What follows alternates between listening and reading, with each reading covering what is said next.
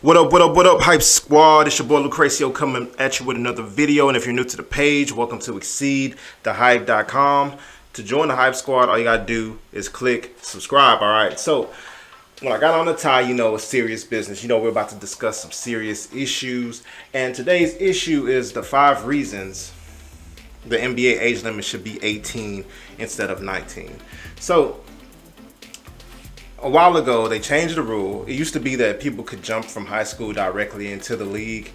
They changed it for various reasons, various situations they were coming into contact with or whatever. And basically, you're talking about kids. You're talking about 18-year-olds who are prospects for the NBA, who are being taken advantage of by agents and whatnot or whatever. So the NBA came up with an idea, hey, let's send these kids to college or whatever for 1 year. Now, obviously 1 year in college is not really going to make a big deal, and it has backfired in multiple ways. And in a lot of ways, it was selfish, and the only people who gain out of it is the NCAA. So I'm going to give you the 5 reasons why I think the limit should be set back down to 18, all right?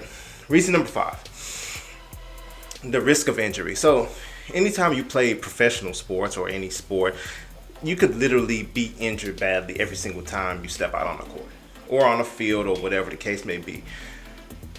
If you're 18 years old and you have world-class talent and you're working on your craft or whatever, and a pro team believes that you can help them, you should be able to help that team right away. You shouldn't have to be forced to go, work for free doing the same craft or whatever, making a team and a school a lot of money, but unable to make yourself a living, right? Also, anytime you step out there, even if it's 30 college games or whatever the case may be, you risk serious injury. And when you risk serious injury, you're risking your career every single minute you step out there on a college court if you don't want to be there, right? So that's number 5.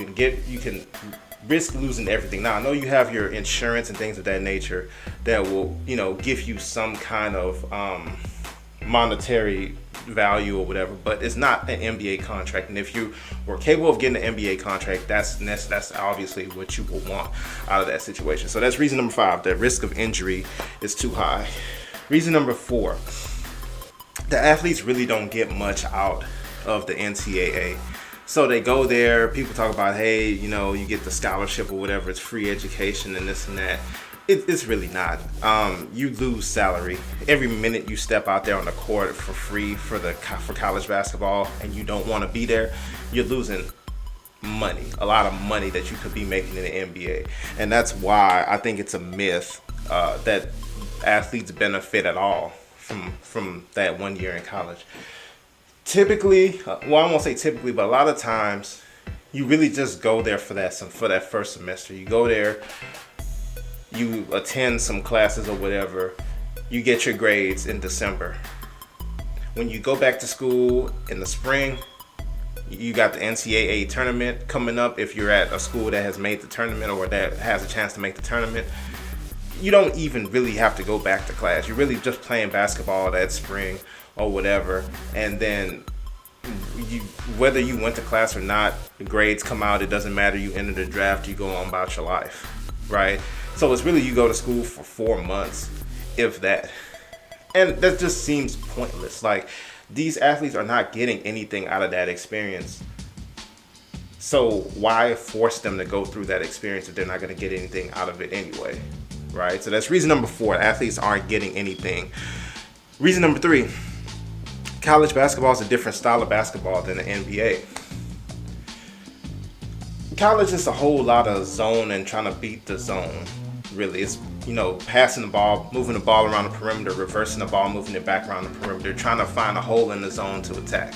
That's really what college basketball. I mean, that may be oversimplifying or whatever, but for the most part, that's really more so the college game. The NBA game is completely different than what they're going to see in college. How many guys, let's take Anthony Davis for example. If you watched Anthony Davis at Kentucky, was Anthony Davis even remotely the player that he is with the Pelicans? You could say the same thing about Carl Anthony Towns. You could say anything about, a lot of Kentucky guys, or any other guys. Calipari understands that if you're 7 feet tall or close to 7 feet tall, one of the most important things you're going to have to do in the NBA is protect the rim. That's his understanding of how his players will translate to the NBA. So what he wanted to showcase is that ability to protect the rim. Can you get rebounds? So that's what Anthony Davis did while he was at Kentucky. It wasn't until he actually got to the NBA and got to actually play his game that you realize, oh, this guy is something special. He can do all this different type of stuff on the court. He can dribble, he can pass, he can shoot from distance. He could defend both in the paint and on the perimeter. He has all this talent, and nobody even really knew, because once again, college basketball has a way of doing things that's just different than the NBA. If you really want to be honest, if you want to compare styles of basketball, the NBA, even though it's a much, much, much, much higher level, it's more similar to what they face in high school basketball more than it is similar to the college basketball. So once again, you're just throwing them into a college system to listen to a coach who may not even fully understand how to fully utilize their talent for a year for no reason, when they can go straight to the NBA, go straight to an NBA system, go straight to learning the NBA offense, go straight to learning how to play defense at a high level in the NBA, and skip the nonsense. Skip 1 year of wasting your time and risking injury. All right, so that's reason number 3. Reason number 2, the NBA and college basketball are not supposed to be in bed together. They don't have any similarities. They don't have a business partnership or a relationship. Now, I know there is some overlap. If you look at TNT, how TNT switches from the NBA to college basketball and stuff like that, they have little stuff, right? But they don't have an overt relationship with each other. So why is the NBA helping out college basketball? College basketball benefits greatly from the star power that these guys, because these one and done, these super freshmen, these guys are too good for college basketball. They're better than anybody in college basketball easily, right? So you're basically just giving them a superstar rental for a year. Those guys dominate in college basketball, and to the level, based on the level they dominate, they gain more popularity and more fame. They get national TV games and stuff. All this for college programs or whatever that they really don't have any true connection to. Those same stars, if the NBA really didn't think that they can help an NBA roster at the time, they could be utilized more effectively in the D League. They could send them down to the D League and they could big up their own brand. The D League is actually, or the G League is actually a part of the NBA brand. They could use that. They could use those players to build that league up higher, to gain more fans, to gain more interest. They could do a number of things with those players instead of just throwing them to college basketball, as a favor, basically. So that's that. Reason number 1. The NCAA uses these athletes as a quick money grab. So once again, like I said, these guys are too good for college basketball. They play basketball at a higher level than college basketball is really usually played. So what happens is the college that they go to, based on that player's star power, is going to get more national TV coverage. They're going to sell more jerseys. They're going to have more butts tuning in to what that program does.